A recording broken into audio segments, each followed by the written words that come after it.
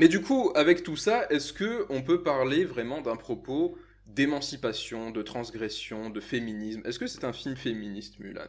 Ne. Non. Ou alors c'est un féminisme, c'est le féminisme Thatcher, Clinton, Yes. Ouais. C'est un féminisme républicain. Ouais. Ou de l'Empire, quoi. impérial. Ouais, impérial, exactement. En gros, c'est un féminisme qui dit que certaines femmes sont assez exceptionnelles pour Être des hommes.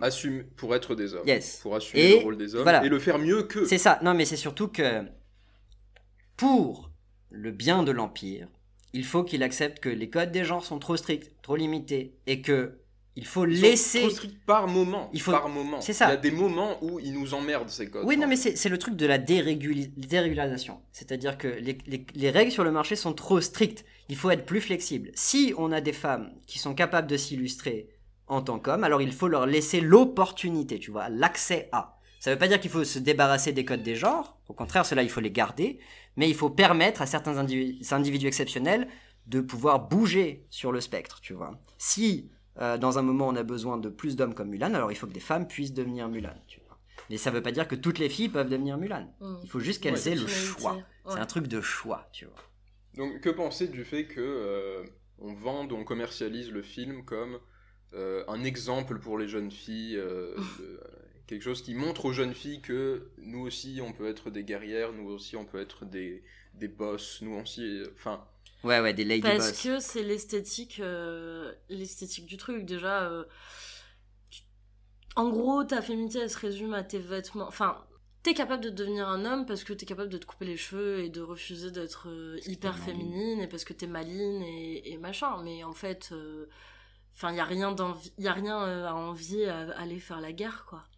Non, mais en même temps, le film dit, il y a des femmes qui sont très douées pour être des femmes, et il y en a d'autres qui ne le sont pas. Elles, il faut pas les gâcher, en gros, et il faut leur donner autre chose. voilà, Yes. c'est ça. Tout Il le faut monde pas a sa gâcher tâche, leur quoi. potentiel Voilà. et leur, c'est ça. Mais du coup, que nous dit les films des autres femmes? C'est-à-dire qu'il y a des femmes qu'on voit au début. Au début du film, on en qui voit, sont voilà, dans cette scène d'introduction où on apprend la féminité, on apprend qu'est-ce qu'il faut, On passe l'examen. normes de genre, etc.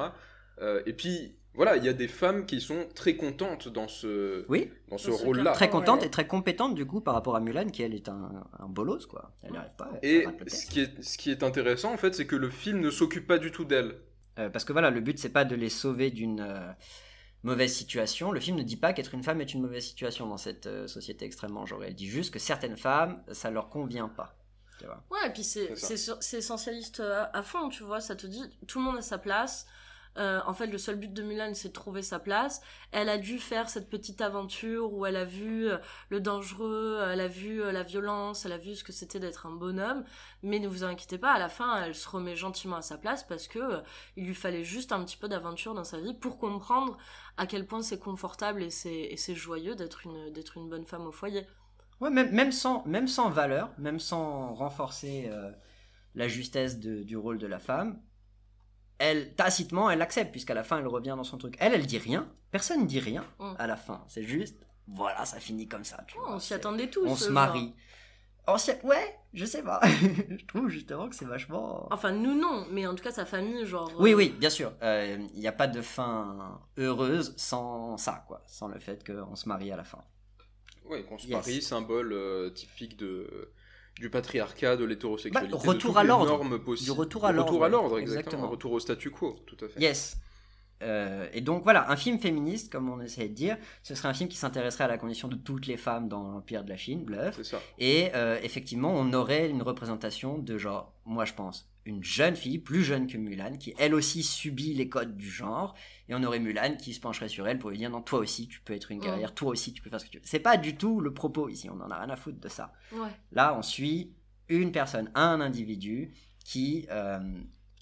Ah, ses motivations. Ouais, mais va personnelles. pouvoir montrer en gros les limites du code du genre, mais pas pour l'abolir, tu vois, pour Mais le je renforcer. suis pas non plus d'accord sur le fait qu'un film féministe ce serait un film où il y aurait cette scène Non, mais où Mulan se penche ça, sur ça te permettrait de faire le un film propos, quoi. féministe, ce serait un film qui s'intéresserait aux femmes qui sont dans leur rôle de femme et qui ont des problèmes, qui ont des qui en souffrent au quotidien, ou pas. Non, mais sont mécontentes avec les codes du genre. Là, il y a vraiment que Mulan Voilà. dans le film. Ouais, ou même si elles sont pas mécontentes, qu'en tout cas on voit ce que c'est la vie d'une femme à cette période, à cette époque. Et... Ouais, bah alors là, voilà, ok. Mais du coup, on fait l'autre propos. Que le film parle de la Chine. L'autre truc intéressant. Que le film parle d'une époque, d'une culture. Oui. Est-ce que du coup le film parle effectivement de cette société chinoise réactionnaire qui a des codes de genre trop stricts, qu'il faudrait résorber ou en tout cas alléger, flexibiliser, Ouais, aller de l'avant. ou est-ce que ça parle des États-Unis d'Amérique dont le film est originaire? Moi, je pense à la réponse 2. Oui. Ça parle de l'Amérique. Ah T'es bon sûr? Chaud. Et sans même dire que ça parle de l'Amérique, la certitude, c'est que ça parle pas de la Chine. Ah ben ça. Disons-le comme ça. Donc moi le truc c'est que bon vas-y je suis un peu je suis un peu conne tu vois, donc quand j'ai regardé le film j'ai dû me rappeler que ah oui c'est un truc sur la Chine et Mulan et les Chinoises, parce que honnêtement Au bout de 5 minutes, tu l'oublies. mais clairement il n'y a rien à part la peinture qu'elles ont sur la gueule, je savais Et pas. même ça, tu sais, tu Bah sais, tu ouais, connais à part des l'histoire, t'en symboles sais en rien. fait très stéréotypés, très cosmétiques, quoi, Ouais. une signalétique générale de la Chine. Et c'est il y a un fou. truc qui est intéressant, c'est que si vous regardez la VO du film en anglais, les personnages principaux, donc Mulan, le capitaine, Et le méchant.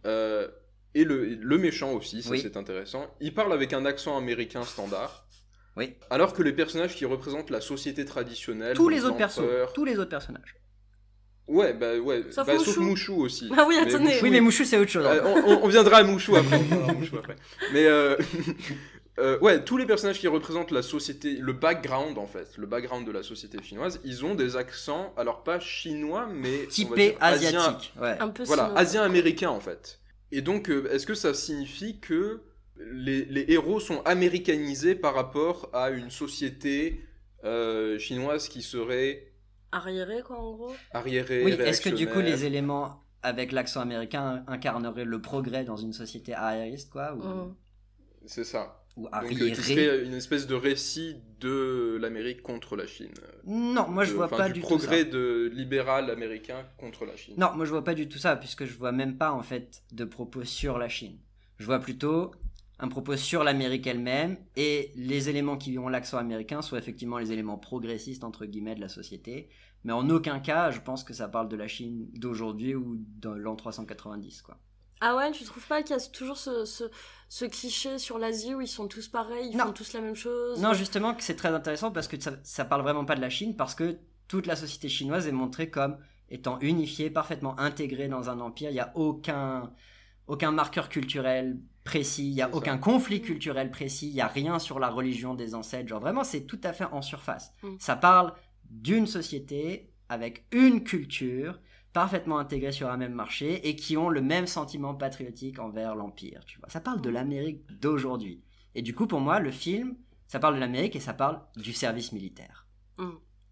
Faire le service militaire, l'aventure humaine, du SNU, chez nous, c'est ça qu'on a fabriqué il n'y a pas longtemps. Service national universel. C'est ça, voilà. C'est cette aventure-là, se découvrir des vraies valeurs, se faire des camarades, mais c'est même pas une blague, c'est vraiment ça que le film raconte. C'est un film là-dessus. Pour moi, c'est Full Metal Jacket, mais version Disney. Ouais, ouais.